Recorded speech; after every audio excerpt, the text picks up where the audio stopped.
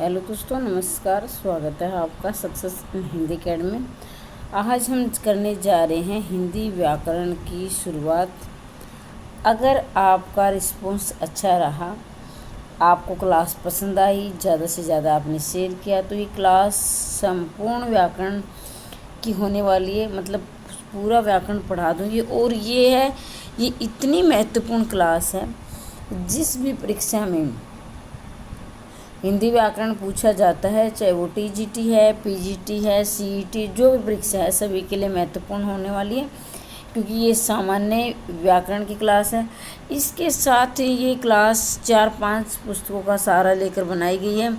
मतलब आप देख भी रहे होंगे कि इसमें मेरे हस्तलिखित नोट्स हैं। हालांकि मैं किसी भी बुक की पीडीएफ बनाकर आपको पढ़ा सकती थी, लेकिन मैंने बहुत सारे जो पेपर हैं, चाहे वो सीटी का है, चाहे वो टीचर से संबंधित है, सभी पेपरों का अध्ययन करके, आंकलन करके फिर मैंने ये नोट्स बनाए हैं। तो ज़्यादा से ज़्यादा शेयर कर दे। अगर आप पहली बार चैनल पर आएँ तो चैनल को सब्सक्राइब करना ना भूलें। 1 मिनट लूँगी, बाद में आपके बीच में कुछ भी नहीं बोला जाएगा। ये क्या है, 90 68 68 49 मेरा फ़ोन नंबर है। जिसको नोट्स चाहिए इस नंबर पर ले सकते हैं। एस्टेट और टीजीटी पीजीटी के मात्र 250 रुपये के नोट्स हैं। अगर आप लेना चाहें तो आपकी मर्ज़ी है, नहीं तो आप यूट्यूब पर क्लास देखते रहिए, तो भी आपकी अच्छी तैयारी हो जाएगी। लेकिन अगर आपको इसकी पीडीएफ चाहिए तो आप इस नंबर पर ज़रूर संपर्क करें, ठीक है। तो चलो, लाइक के लिए नहीं बोलूँगी। अगर क्लास पसंद आए तो बाद में लाइक कर देना, वरना मत करना, ठीक है। अब देखो, बिल्कुल 0 से शिखर तक पढ़ेंगे, और इन्हीं में से आपके प्रश्न, अगर आपको इसमें ध्यान से देख रहे हो ना, तो कहीं से प्रश्न आ जाए, आप बिल्कुल प्रश्न को नहीं छोड़ोगी, क्योंकि मैं आपको रटवाऊँगी नहीं। मैं आपको आपका आधार है जो व्याकरण का, वो मजबूत करवाऊँगी। लेकिन शर्त है, ये क्लास आपको ध्यान से देखनी है, और जब आपका प्यार और सहयोग मिलेगा तो ये संपूर्ण व्याकरण मैं इसमें यूट्यूब पर पढ़ा दूँगी। हिंदी भाषा व व्याकरण सामान्य परिचय, ठीक है। तो देखेंगे, भाषा शब्द किस जो है, हिंदी भाषा यानी भाषा शब्द किस धातु से बना है। कई बार ये प्रश्न पूछा जाता है। मैं आपको ये भी बताऊंगी प्रश्न किस प्रकार से बनेंगे, ठीक है, क्योंकि मैंने इसका जो है बेस आधार बनाया हुआ है। लेकिन प्रश्न किस प्रकार के बनेंगे ये आपको मैं बताती हुई चलूँगी। भाषा शब्द भास धातु से बना है। ये प्रश्न बहुत बार आया है। भाषा शब्द किस धातु से बना है, तो भास से बना है। अगर आपको राइटिंग समझ में नहीं आई तो मैं लिखते हुई चलूँगी। भास, ये ऐसे इसमें हलंत आएगा। भास सब धातु से बना है। धातु मूल भाव से, धातु मूल भाषा में होती है, यानी धातु है, जैसे क्रिया है, क्रिया का मूल रूप क्या होता है, धातु होती है। तो देखिए, मूल भाषा यानी जो हिंदी भाषा है, इसकी शुरुआत संस्कृत भाषा से हुई है, ठीक है। यानी इसकी आदि जननी मतलब इसकी नानी जो हिंदी भाषा की, वो संस्कृत मानी जाती है। नहीं, जब ये हिंदी भाषा की शुरुआत किसी भी संस्कृत से हुई है। कई बार प्रश्न आता है, हिंदी भाषा की आदि जननी कौन है, तो जननी और आदि जननी में अंतर होता है। मैं आगे बताऊंगी, लेकिन आज अभी इतना ही याद रखिए, वरना कंफ्यूज हो जाओगे। हिंदी भाषा की आदि जननी संस्कृत है। भाषा का शाब्दिक अर्थ है। अब क्या है, अब भाषा है, भास धातु से बनी है। भास का शाब्दिक अर्थ है विचार प्रकट करना। यानी जब हम, जैसे मैं बोल रही हूँ, तो ये मैं अपने विचार, मतलब यही लगा ले कि मैं जो बोल रही हूँ वो विचार प्रकट कर रही हूँ। वो बात अलग है कि मैंने आधार क्या है, व्याकरण को लिया है। मैं अपने भाव जो है उन्हें व्यक्त नहीं कर पा रही हूँ। और आप जो सुन रहे हो वो भी क्या है, भाषा है, ठीक है। भाषा की परिभाषा देखिए, विचार का अर्थ। अब आपने ये सुन लिया कि भाषा है, जो भाष शब्द है, इसका अर्थ है विचार प्रकट करना। अब क्या ये विचार क्या चीज़ होती है, वो भी देखिए। विचार अध्वन्यात्मक इकाई है। इकाई को ध्यान से देख लिए। कई बार क्या है, ये शुद्ध और अध्वन्यात्मक ये पूछा जाता है। अध्वन्यात्मक देखिए, किसी भी शब्द में, यानी ज़्यादातर बोलूँगी, किसी तो नहीं, ज़्यादातर शब्द में ए जुड़ता है तो ये नकारात्मक के अर्थ होता है, यानी नेगेटिव में अर्थ में होता है कि यानी ज़्यादातर जो शब्द बनते हैं वो क्या है, नेगेटिव में अर्थ देते हैं अगर ए आगे जुड़ जाता था। लेकिन कुछ शब्द ऐसे भी होते हैं जो ऐसे शुरुआत होती हैं, लेकिन ज़्यादातर शब्द देखा जाता है अगर शब्द के आगे ए लगा दिया जाए तो वो नकारात्मक यानी नेगेटिव में जाता है। जैसे ए प्लस ध्वनि प्लस आत्मक, यानी ए का मतलब नहीं, ध्वनि मतलब आवाज़ जिसमें ध्वनि नहीं होती, उसे क्या कहते हैं, विचार कहते हैं। अब जैसे मैं बोल रही हूँ, आप सुन रहे हैं, लेकिन आपके मन में मेरे प्रति या इस टॉपिक के प्रति जो भाव आ रहे हैं, आप बोल नहीं रहे लेकिन आपके अंदर जो भाव आ रहे हैं वही क्या है, विचार है। यानी ध्वनि जिन पर आवाज़ नहीं होती, दूसरे जैसे सुनाई नहीं पड़ती। जैसे आप सोच रहे हो, मैं नहीं सुन पा रही हूँ कि आप क्या बोल रहे हो, यानी आप बोल रहे हैं लेकिन आपके मन में कुछ ना कुछ चल रहा है, तो ये क्या है, विचार है। अर्थात मनुष्य के मन का ऐसा भाव जिसमें आवाज़ नहीं होती है उसे क्या कहते हैं, विचार कहते हैं।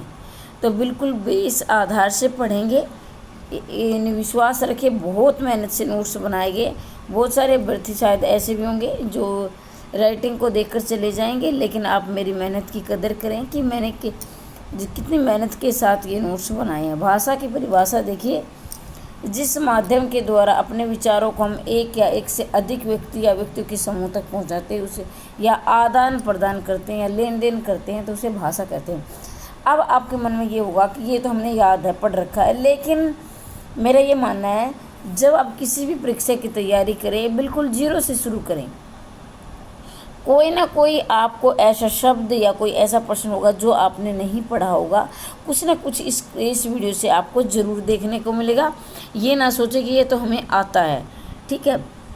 भाषा की विशेषताएं, अब भाषा की विशेषताएं आप बचपन से पढ़ते आ रहे हैं, यानी आप ये मान के चलिए कि आप दूसरी तीसरी क्लास से पढ़ते आ रहे हैं, लेकिन फिर भी कुछ ना कुछ विशेषताएं ऐसी होती हैं जो परीक्षा का दबाव होता है और हम गलत कर देते हैं।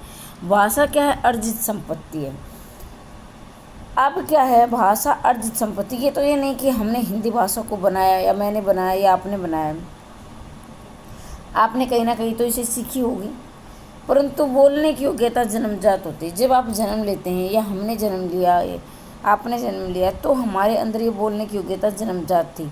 वो बात अलग है कि जब हम जन्म लेते हैं हम भाषा के साथ नहीं लेते हैं। जैसे कि ये नहीं कि आप जन्म से अंग्रेज़ी सीखे हो या जन्म से हिंदी सीखे हो, लेकिन आप जब जन्म लिया तो आप रोकर अपने भाव व्यक्त करते, जैसे भूखे थे तो दूध पिलाना था तो रोकर अपने भाव व्यक्त कर रहे थे, तो वो क्या थी, एक आवाज़ थी, एक बोली थी, ना कि वो भाषा थी। भाषा तो धीरे धीरे पनपती है, धीरे धीरे भाषा का विकास होता है। भाषा अनुकरण से सीखी जाती है, बिल्कुल अनुकरण से सीखी जाती है। जैसे हम छोटे बच्चे थे तो हमारी माँ या हमारे परिवार के सदस्य, मम्मी पापा हमें कहना सिखाते थे, या आपके घर में अब बच्चे होंगे तो हम सिखाते हैं, तो बच्चे साथ साथ बोलते हैं, अनुकरण करते हैं। या फिर स्कूल में जाते हैं तो ऐसे सिखाया जाता है, ए तो साथ बच्चे पीछे पीछे ए बोलते हैं, कै बोला जाता है या ए बोला जाता है, तो साथ के साथ ऐसे सिखाया जाता है। उच्चारण एवं अनुकरण, मतलब अनुकरण कितने प्रकार से होता है, अनुकरण 2 प्रकार से होता है। उच्चारण, जैसे मैं बोल रही हूँ, जैसे ए, आपने साथ साथ बोला ए, तो ये क्या है, उच्चारण। लेखन, जैसे कि बोर्ड पे जब हम छोटे थे तो पढ़ाते थे ए लिखा जाता था, तो बच्चे उस बोर्ड को देखकर ए लिखते, तो यह क्या है, अनुकरण है। टीचर का बच्चे अनुकरण कैसे कर रहे हैं, लेखन के द्वारा कर रहे हैं। जब बोल कर किया जाता है तो उच्चारण के द्वारा, और जब लिख कर किया जाता है तो लेखन के द्वारा। अब देखिए, भाषा सामाजिक प्रक्रिया है, बिल्कुल सामाजिक प्रक्रिया है। भाषा क्या है, हमारी अपनी कोई व्यक्तिगत भाषा नहीं होती है, हम समाज से सीखते हैं। भाषा एक दिन में नहीं सीखी जाती, बिल्कुल ये बात 100% सत्य। किसी आज तक कितना भी बड़ा विद्वान हो, उसने एक दिन में भाषा नहीं सीखी है। भाषा को हम क्या जन्म लेते हैं, तब से लेकर मृत्यु तक हम भाषा सीखते रहते हैं, धीरे धीरे समाज में रहकर सीखी जाती है। भाषा का अंतिम स्वरूप नहीं है, बिल्कुल ये सारी विशेषताएं, ये नहीं कि मैंने बोल दिया आपने सुन लिया।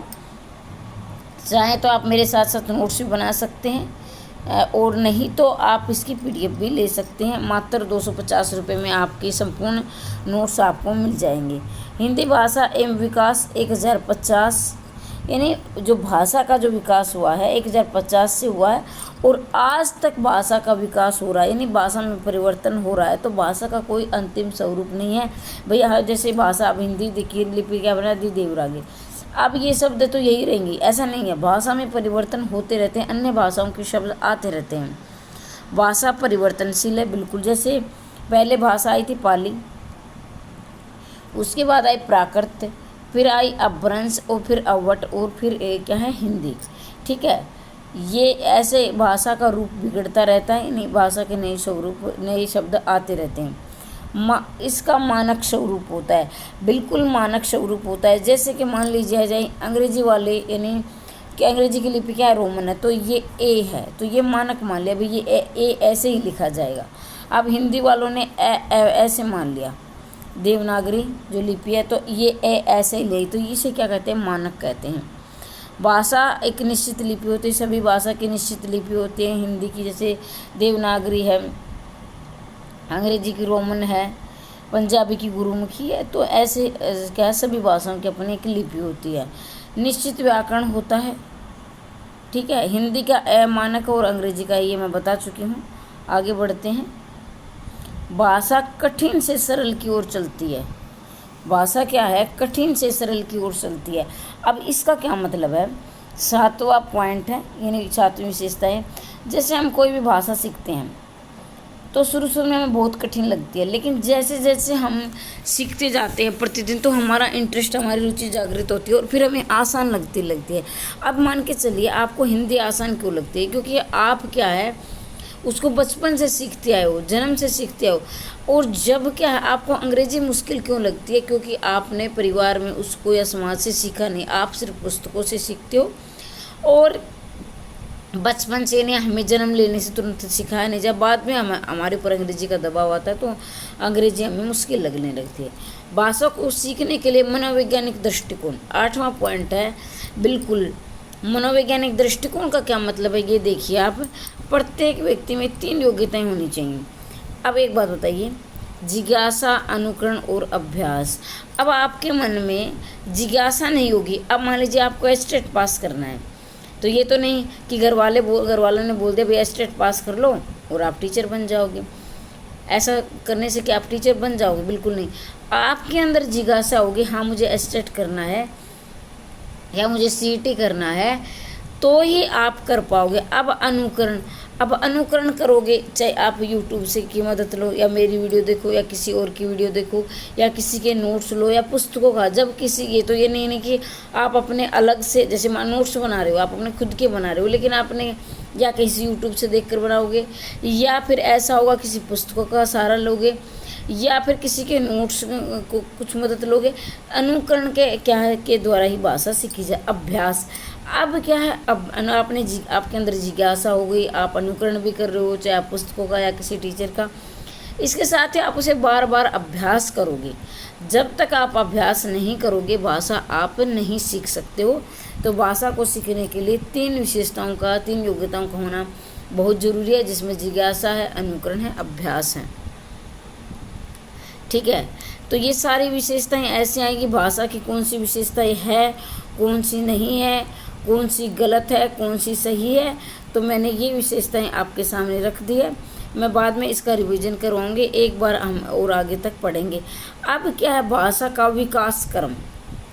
भाषा का विकास क्रम कैसे होता है, सुनना है, बोलना है, पढ़ना है और लिखना है। ठीक है, तो ये भाषा का 4 विकास क्रम है। सुनने की योग्यता हमें जन्मजात होती है, परंतु समझने की योग्यता धीरे धीरे विकसित होती है। बिल्कुल जैसे कि हमने जन्म लिया तो हम बचपन से यानी जन्म से ही सुनते आ रहे हैं, लेकिन इन शब्दों का क्या अर्थ है, इस बात का क्या अर्थ है, ये हमें जन्म से, ये योग्यता हमारे में अंदर जन्म से नहीं थी, ये धीरे धीरे विकसित हुई थी। जैसे मैं बोल रही हूँ और आप सुन रहे हो, ठीक है, और इसके साथ आप समझ भी रहे हो। लेकिन आप ये वीडियो किसी बच्चे के सामने रखोगे तो वो नहीं समझ पाएगा, क्योंकि उसके अंदर ये विकास अभी तक नहीं हुआ है। वो एज के साथ और आपकी जो एजुकेशन उसके साथ दोनों ही चीज़ें इसमें, उम्र और आपकी योग्यता दोनों ही चीज़ इसमें मायने रखती है। उसके बाद बोलना, सबसे पहले हमने सुनना सीखा, फिर हम बोलना, जैसे कि हम अनुकरण के द्वारा जैसे बच्चे को सिखाते हैं, बेटा मम्मी बोलो, पापा बोलो, तो बच्चा बोलता है। फिर उसके बाद पढ़ना और उसके बाद लिखना। अब क्या है, ये 4 चीज़ें होगी, सुनना, बोलना और पढ़ना लिखना। कुछ अभ्यर्थी ऐसे हैं जिसमें इनमें ये नहीं पता होता कि ध्यान नहीं रहता कि कौन सा पहले आएगा कौन सा बाद में आएगा, तो मैं इसका भी सॉल्यूशन कर देती हूँ। इसकी एक ट्रिक है सुबोपल्ली। सू से मैंने सुनना, बो से बोलना, पै से पढ़ना, ली से लिखना, सुबोपल्ली। आप 2-3 बार इसे बोलोगे सुबोपल्ली, याद हो जाएगा।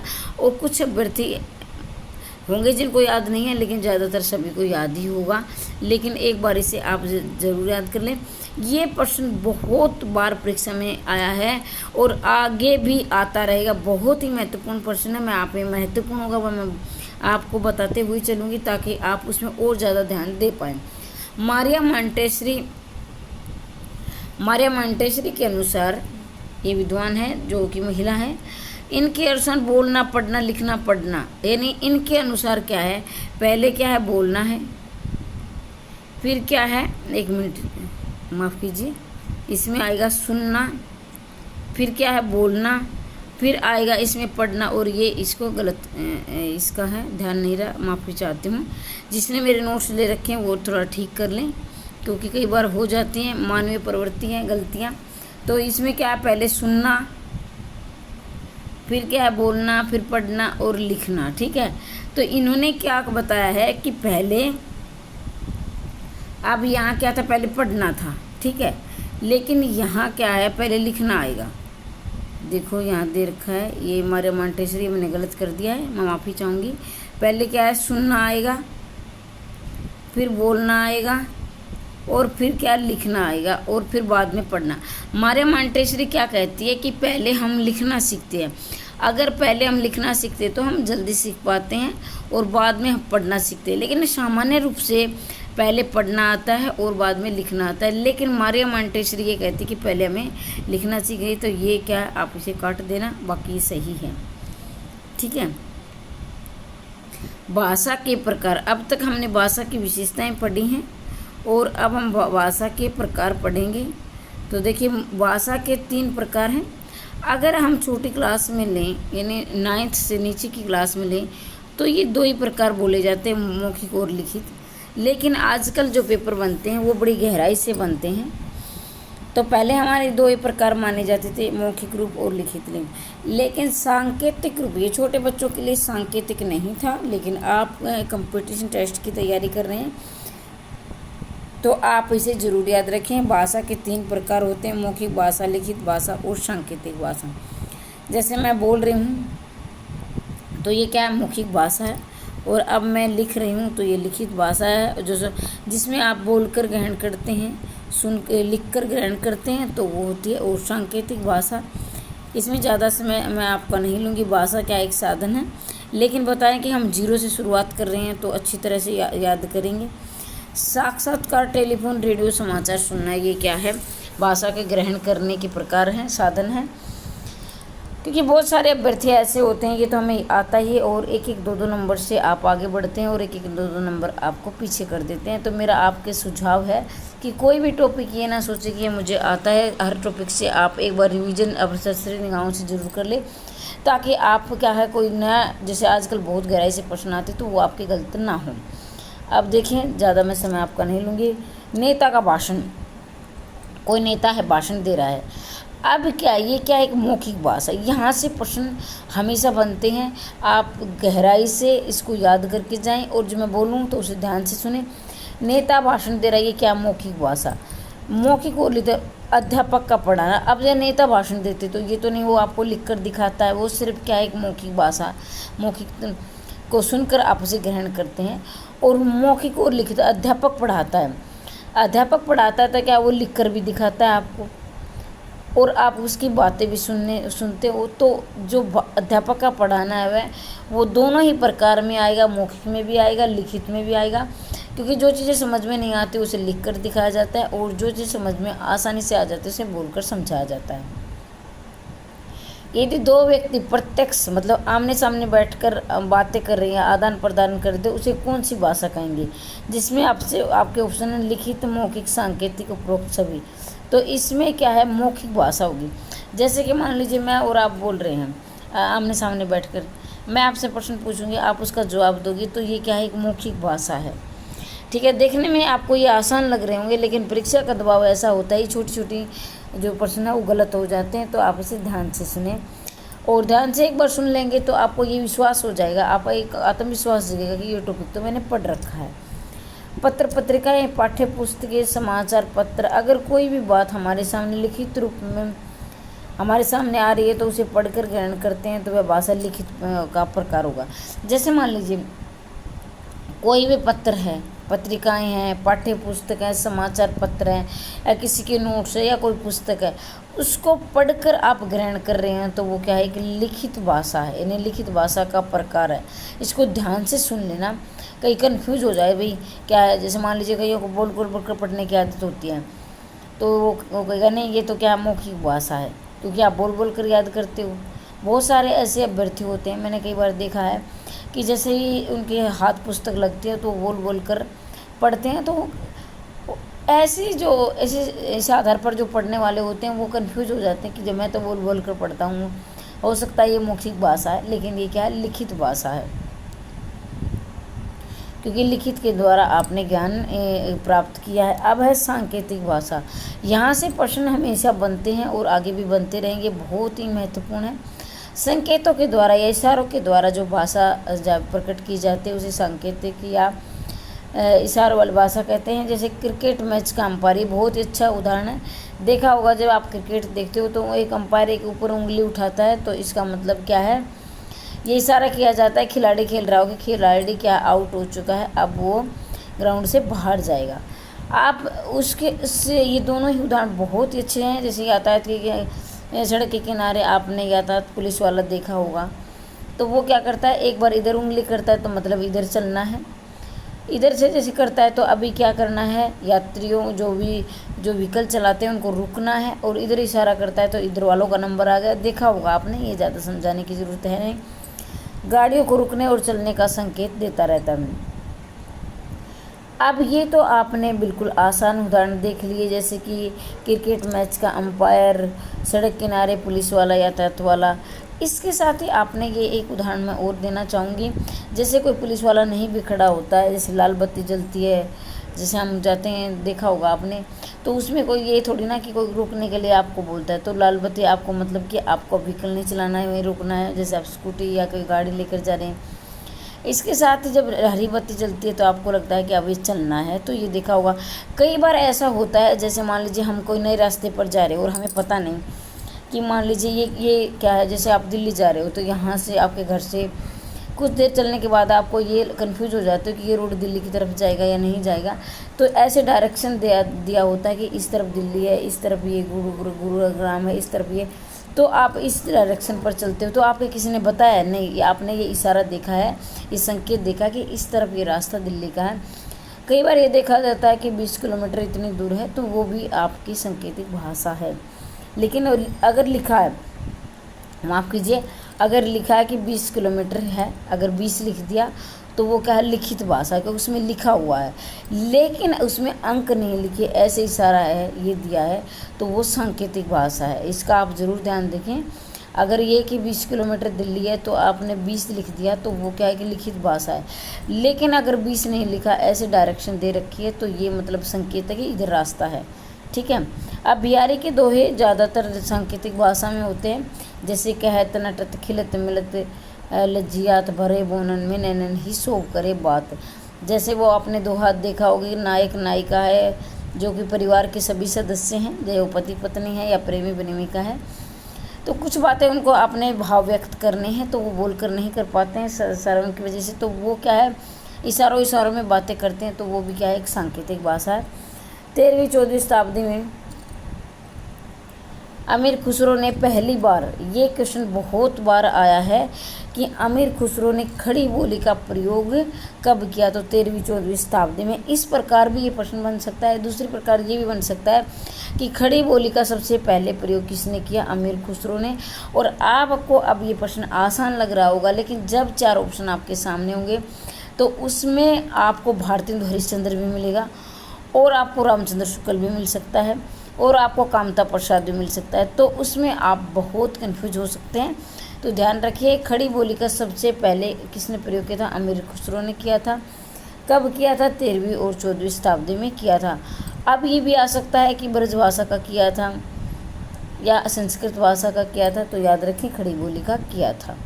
ठीक है, तीनों प्रकार से। अब ये प्रश्न इतनी बार आया है, हजारों बार तो मैंने देख लिया है, हिंदी शब्द किस भाषा का है। अब जिन अभ्यर्थियों ने नहीं पढ़ा तो वो तो तुरंत हिंदी भी ऑप्शन में 100% मिलेगा, 100% आपको इसमें हिंदी शब्द हिंदी में भी मिलेगा। और जिन अभ्यर्थियों ने नहीं पढ़ा है वो तुरंत इसको हिंदी लगाएंगे। लेकिन याद रखना दोस्तों, हिंदी शब्द फारसी भाषा का शब्द है। हिंदी शब्द याद रखिए, हिंदी शब्द हिंदी भाषा का नहीं है। किस भाषा का है, फारसी भाषा का है। जो टीचर की तैयारी कर रहे हैं ज़्यादातर उनको याद होगा, हो सकता है कोई सीटी के लिए देख रहा हो तो उनके लिए मैं बता देती हूँ। अब ये प्रश्न भी बहुत बार आया है, पूछा गया है कि विश्व में सबसे पहले भाषा यानी सबसे ज़्यादा कौन सी भाषा बोली जाती है। या ये प्रश्न भी बहुत बार आया है कि हिंदी जो है विश्व में कितने नंबर पर बोली जाती है। अब आप ये मुझे जवाब दोगे कि जो विश्व में सबसे ज़्यादा कौन सी भाषा बोली जाती है। ठीक है, और मुझे लग रहा है कि ज़्यादातर इसको सही जवाब देंगे, लेकिन जिन्होंने नहीं पढ़ा है वो मुझे पता है इसका अंग्रेजी देंगे। लेकिन मैं आपको हिंदी बता देती हूँ, बाद में आपको इस प्रश्न का जवाब दूँगी। हिंदी विश्व में तीसरे नंबर पर बोली जाती है, यानी विश्व में जो हमारी भाषा है हिंदी भाषा, जिसकी लिपि देवनागरी है, उसका स्थान कौन सा, तीसरे नंबर पर आता है। लेकिन जो विश्व में पहले नंबर पर जो बोली जाती है, हालांकि मैंने इसको नोट्स में नहीं लिखा है, लेकिन मैं आपको बता देती हूँ, जो चीनी भाषा है, चीनी भाषा है वो विश्व में पहले नंबर पर बोली जाती है, और दूसरे नंबर पर आपकी अंग्रेजी बोली जाती है, और तीसरे नंबर पर आपकी हिंदी बोली जाती है। ठीक है, तो आपको बड़ी हैरानी होगी क्या चीनी पहले नंबर पर है। बिल्कुल चीनी पहले नंबर पर है। हिंदी की प्रमुख भाषाएं, आप देखिए भारत में विभिन्न भाषाएं, यानी भारत एक ऐसा देश है जो विभिन्न भाषाओं और विभिन्न पहनावा यानी विभिन्नताओं का देश है। भारत देश क्या है, विभिन्नताओं का देश है। यहाँ बहुत सारी भाषाएं बोली जाती हैं। ज़्यादातर देश की 1 या 2 भाषा होती है, लेकिन हमारा देश ऐसा है जो विभिन्नताओं से भरा हुआ है। परंतु सरकारी कामकाज में व्यवहार लेने में मुख्यतः 2 ही भाषाएं, और 2 का एक ही है। हालांकि भारत में बहुत सारी भाषाएं बोली जाती हैं, विभिन्न भाषाएं बोली जाती हैं, लेकिन जो सरकारी कामकाज हैं उसमें ज़्यादातर 2 ही भाषाएं प्रयोग में ली जाती हैं। लेकिन मैं तो कहती हूँ कि एक ही ली जाती है, क्योंकि पहले नंबर पर अंग्रेजी आती है और दूसरे पर हिंदी आती है। आपने देखा भी होगा, जैसे कोई फॉर्म वगैरह भरते हैं तो ज़्यादातर अंग्रेजी का प्रयोग किया जाता है, लेकिन आजकल ऐसा हुआ है कि हिंदी का भी ऑप्शन आने लगा है। ठीक है, और हमें क्या है, हमें तो प्रश्न के आधार पर पढ़ना है। अब क्या संविधान में कितनी भाषाओं को मान्यता दी गई, ये बहुत बार ये प्रश्न आया है। तो याद रखना दोस्तों, संविधान में 22 भाषाओं को क्या है, संवैधानिक दर्जा दिया गया है, अर्थात मान्यता दी गई है। अब ये 22 भाषाओं को याद कर लेना, क्योंकि इन 22 भाषाओं से ये प्रश्न आता है इसमें कौन सी भाषा को मान्यता नहीं दी गई है। जिसमें से 3 ऑप्शन आपको ये मिलेंगे जिनको मान्यता दी गई होगी, चौथा ऑप्शन आपको ऐसा मिलेगा जिनको मान्यता नहीं दी होगी, या फिर ऐसा भी हो सकता है, लेकिन ऐसा बहुत कम होता है, जिनमें एक भाषा को मान्यता दी होगी बाकी 3 को नहीं दी होगी। लेकिन आपको क्या करना है, 22 ही तो हैं, इनको 22 को याद कर लेना। अगर एक बार में याद नहीं हो रहा है तो 2-3 बार वीडियो को सुन लेना, या फिर अपने नोट्स बना लेना, लिख लेना, और नोट्स चाहिए तो भी आप इस मेरे नंबर पर संपर्क कर सकते हैं। और मैं बात करूँगी 1 मिनट, अब जब ये वीडियो ख़त्म होगी तब 1 मिनट जरूर रुकें आप। जैसे संस्कृत, सबसे पहले क्या है, संस्कृत है, फिर क्या आपकी हिंदी है, सिंधी है, तमिल है, तेलुगु है, मलयालम है, गुजराती है, मराठी है, पंजाबी, कोंकणी नहीं आएगा भैया, कोंकणी, कश्मीरी, उर्दू, उड़िया, असमिया, कन्नड़, बांग्ला, नेपाली, बोडो, डोगरी, मैथिली, संताली और मणिपुरी। ये 22 भाषाएं ऐसी हैं जिन्हें संविधान द्वारा मान्यता दी गई है। एक बार मैं फिर से रिवीजन करवा देती हूँ। संस्कृत, हिंदी, ये तो आपको संस्कृत और हिंदी आपको याद रह ही जाएंगी। सिंधी, तमिल, तेलुगु, मलयालम, ये तीनों इकट्ठी बोली जाती हैं, तो इनको जोड़ा करके आप याद कर लेना। संस्कृत, हिंदी, सिंधी, ठीक है, ऐसे याद कर लेना। संस्कृत, हिंदी, सिंधी 3 का जोड़ा हो गया है। तमिल, तेलुगु, मलयालम 3 का जोड़ा हो गया है। गुजराती, मराठी, पंजाबी, इन 3 का जोड़ा याद हो गया है। गुजराती, मराठी, पंजाबी। कोंकणी का कैसे कश्मीरी, इनका।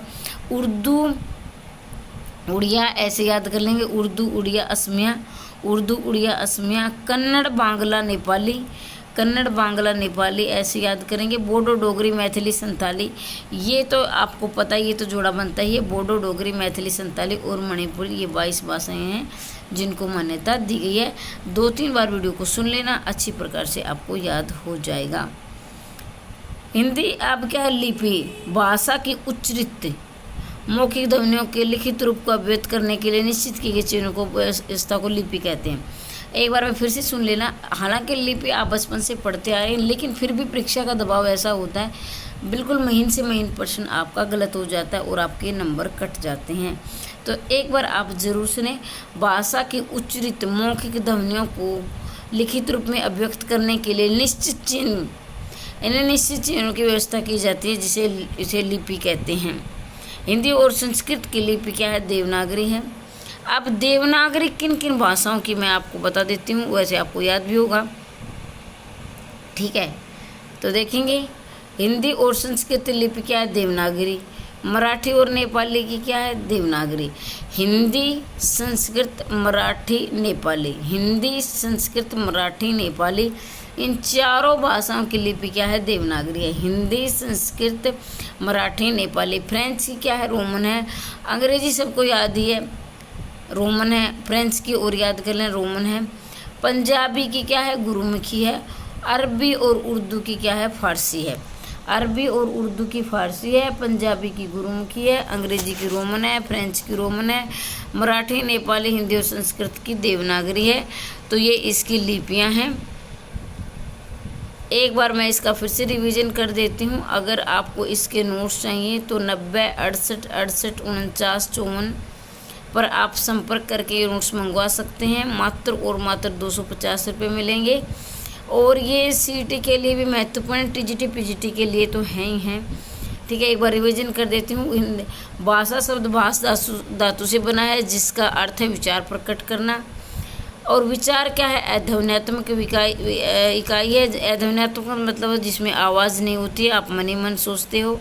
अब भाषा की विशेषताएं क्या है, भाषा एक अर्जित संपत्ति है, बोलने की योग्यता जन्मजात होती है। भाषा का कोई अंतिम स्वरूप नहीं है। भाषा एक सामाजिक प्रक्रिया है, ये परिवर्तनशील है, तब शुरू से लेकर अब तक बदलती आ रही है। इसके साथ ही इसका मानक रूप होता है। और भाषा कठिन से सरल की ओर चलती है। शुरू में जब हम भाषा सीखते हैं तो हमें कठिन लगती है, बाद में आसान लगने लगती है।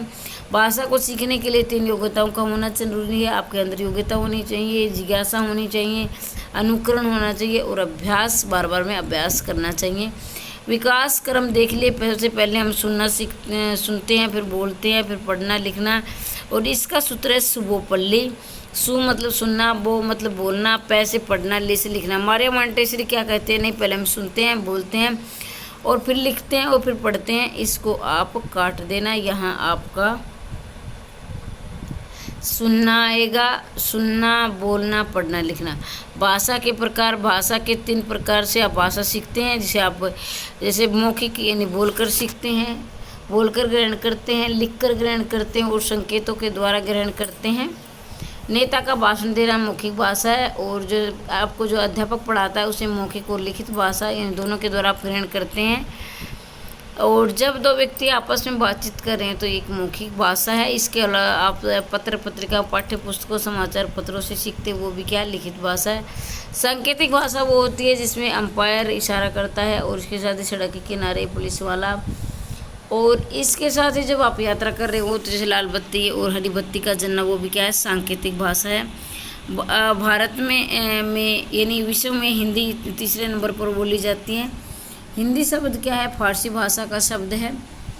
और पहले पर जो हिंदी विषयों में चीनी और फिर अंग्रेजी फिर हिंदी बोली जाती है। भाषा संविधान के अनुच्छेद 343 से लेकर 351 तक इसका वर्णन है। और ये भाग क्या है, भाग इसका 17 है, भाग 17 है। अनुसूची इसकी 8 है, याद रखेंगे अनुसूची इसकी क्या है, 8 है। भाग 17 अनुसूची 8 और अनुच्छेद 343 से 351 जिसमें 22 भाषाओं को दर्जा दिया गया है। 22 भाषाओं के नाम आप इन्हें याद कर लिए होंगे। संस्कृत, हिंदी, सिंधी, तमिल, तेलुगु, मलयालम, गुजराती, मराठी, पंजाबी, कोंकणी, कश्मीरी, उर्दू, उड़िया और कन्नड़, असमिया, कन्नड़ और बांग्ला, नेपाली, बोडो, डोगरी, मैथिली, संताली और मणिपुरी। ठीक है। भाषा के जो उच्चरित और मौखिक रूप के लिए जो लिखित चिन्हों की व्यवस्था की जाती है उसे लिपि कहते हैं। संस्कृत और हिंदी, मराठी, नेपाली चारों की लिपि देवनागरी है। फ्रेंच और अंग्रेजी की लिपि रोमन है। पंजाबी की क्या है, गुरमुखी है। और अरबी और उर्दू की क्या है, फारसी है। अब क्या है, सबसे कठिन भाषा कौन सी होती है, जिसमें आपकी मौखिक, लिखित और सांकेतिक, जिसमें सबसे सरल भाषा आपकी मौखिक होती है जो कि अनपढ़ भी बोल सकते हैं। सबसे कठिन भाषा सांकेतिक होती है, क्योंकि देखो ये मैं आपको ज़रूर बताऊंगी, सांकेतिक होती है। जैसे कि आपने देखा होगा, क्योंकि संकेत निश्चित नहीं होते। सबसे जो आपकी सरल भाषा मौखिक होती है जिसे अनपढ़ भी बोलते हैं, और सबसे जो कठिन भाषा वो आपके संकेत होते हैं। सभी संकेतों के हमेशा एक ही क्या है, अर्थ नहीं होता है। जैसे कि ताली बजाना, आप ताली बजाते हैं तो आपने देखा होगा इसमें खुशी भी प्रकट करते हैं ताली बजाकर, आश्चर्य भी बुलाने के लिए। मान लीजिए आपके घर पे आपका दोस्त आया, चलो भाई खेलेंगे, और आपके परिवार वाले हैं, तो वो क्या है, ताली बजाकर इशारा करेगा कि मेरी तरफ देखो, खेलने चलेगा, क्योंकि डरता है कभी जाने दे या ना जाने दे। ठीक है। आप क्या है, खुशी प्रकटना। कई बार आप इतने खुश होते हो कि खुशी के लिए में आप ताली बजाने लगते हो। कई बार कोई आश्चर्य की बात हो तो भी आप ताली बजाते हो। तो ये क्या है, संकेत हमेशा निश्चित नहीं होते। सरल और कठिन दोनों है, लिखित है। अब आप कहोगे सरल और कठिन दोनों लिखित क्यों है, क्योंकि देखिए जो पढ़े लिखे उनके लिए तो क्या है, लिखित भाषा आसान है, लेकिन जो अनपढ़ है, यानी हमारी जो दादी नानी, उनकी लिखित भाषा क्या है, मुश्किल है। तो क्या है, लिखित भाषा किसी को जिसको आती है, जैसे मान लीजिए जिसको आपको हिंदी आती है तो आपके लिए हिंदी आसान है, और आपको अंग्रेजी नहीं आती, आपके लिए अंग्रेजी मुश्किल है। आप कोई विदेशी आता है तो उसे अंग्रेजी आती है, तो अंग्रेजी उसके लिए आसान है और हिंदी उसके लिए मुश्किल है। तो ये देखिए, अगर आपको इसके नोट्स चाहिए, आज हम यहीं तक पढ़ते हैं क्योंकि क्लास बहुत लंबी हो जाएगी। देखिए 90 68 68 49 54 पर आप ये नोट्स मंगवा सकते हैं। एस्टेट की तैयारी करने के लिए भी आप संपर्क कर सकते हैं। ये मेरा व्हाट्सएप नंबर है, एक मिनट मैं यहाँ लिख देती हूँ, 90 68 68 49 54। एस्टेट के आपको संपूर्ण नोट्स मिलेंगे, और मात्र इसका प्राइस ये बता देती हूँ, 250 रुपये हैं। ठीक है। चाहे वो आप टीजीटी की तैयारी कर रहे हैं या पीजीटी, इसके साथ ही नेट की तैयारी कर रहे हैं, नेट और जेआरएफ की तैयारी करना चाहते हैं, तो भी मैंने इनका रेट क्या है, वो अलग से नोट्स हैं, वो आपको 500 रुपये में मिल जाएंगे। ठीक है। तो आप संपर्क कर सकते हैं। अगर आप नहीं लेना चाहें तो निःशुल्क क्लास देखते रहिए, लेकिन कमेंट के माध्यम से ज़रूर बताएं आपको क्लास कैसे लगी। अगर आपका रिस्पॉन्स अच्छा रहा तो मैं क्लास को लगातार रखूँगी। इसके साथ ही साहित्य की मैंने 6 क्लास डाल दी हैं, वो भी आप ज़रूर देखें। ठीक है। और आगे ऐसे ही आप धीरे धीरे संपूर्ण आपको क्या है, पूरा सिलेबस करवा दिया जाएगा। ज़्यादा से ज़्यादा शेयर कर दें। अगर पहली बार चैनल पर आएँ तो चैनल को सब्सक्राइब करना ना भूलें। मेरी तरफ से आपको बहुत बहुत शुभकामनाएं। भगवान करे आप दिन दोगुनी रात चौगुनी उन्नति करते रहे। जय हिंद, जय भारत। मिलते हैं अगली वीडियो में।